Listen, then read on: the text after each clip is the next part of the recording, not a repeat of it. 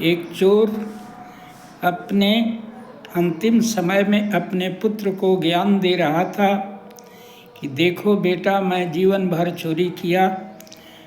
मेरा अनुभव यह है कि तुम जीवन में कभी भी किसी धार्मिक स्थान, मंदिर में, आश्रम में, धर्म स्थान में कभी भी मत जाना, नहीं तो यह चोरी का कार्य तुम्हारा सदा के लिए छूट जाएगा।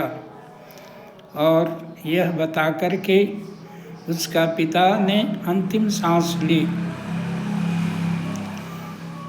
उसका लड़का यह बात जो है मंत्र की तरह गांठ बांध लिया। एक बार चोरी करने निकला, एक घर में घुसा, ताला तोड़ करके ज्यों ही तिजोरी खोलने वाला था, घर के लोगों की नींद खुल गई और शोर मचाए, चोर है, चोर है, चोर है। चोर भागा और भागते भागते एक आश्रम में पहुंच गया। भोर हो गई थी, वहाँ प्रवचन चल रहा था। एक महात्मा बोल रहे थे कि देवता देवी की परछाई नहीं होती।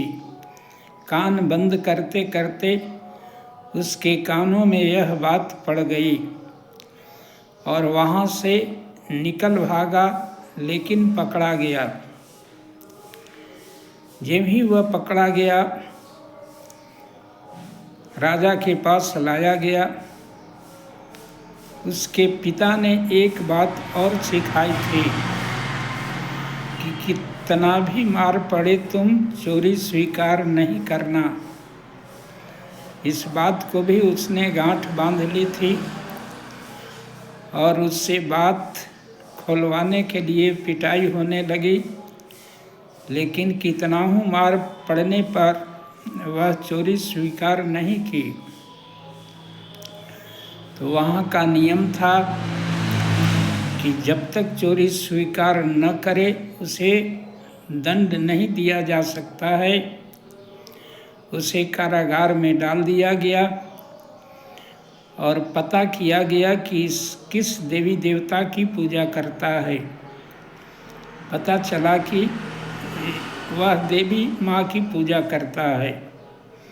तो योजना बनाई गई कि एक नकली देवी को तैयार करो, 4 भुजा लगाओ और नकली सिंह पर बैठा करके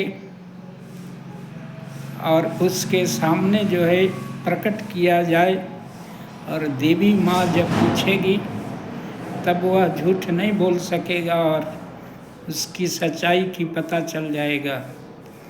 सारी योजना इस तरह से बनाई गई और देवी माँ को उसके सामने जो है रात में मशाल लेकर के प्रकट कर दी गई। वह देवी माँ को देख करके भाव विह्वल हो गया और कहा, माँ मेरी रक्षा कीजिए। माँ बोली कि ठीक है, मैं रक्षा करूँगी, लेकिन तुम सच्चाई बता दो कि तुमने चोरी की है कि नहीं।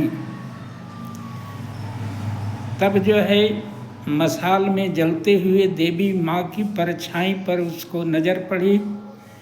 तब उससे सत्संग में जो बात बताई गई थी कि देवी देवताओं की परछाई नहीं होती, तो उसको सारा खेल समझ में आ गया कि मुझे पकड़ने के लिए सब योजना बनाई गई है।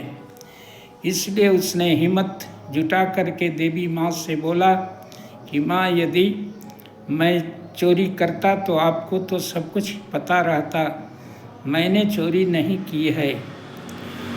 और पीछे सब सैनिक उसकी बातों को सुन रहे थे और देवी माँ को वहाँ से हटा लिया गया और राजा के पास ले जाया गया।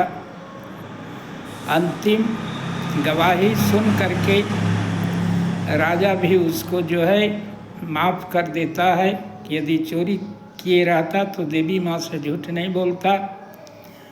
वह बड़ा प्रसन्न हुआ और बार बार सत्संग में जाने लगा और इस तरह से उसकी चोरी बंद हो गई।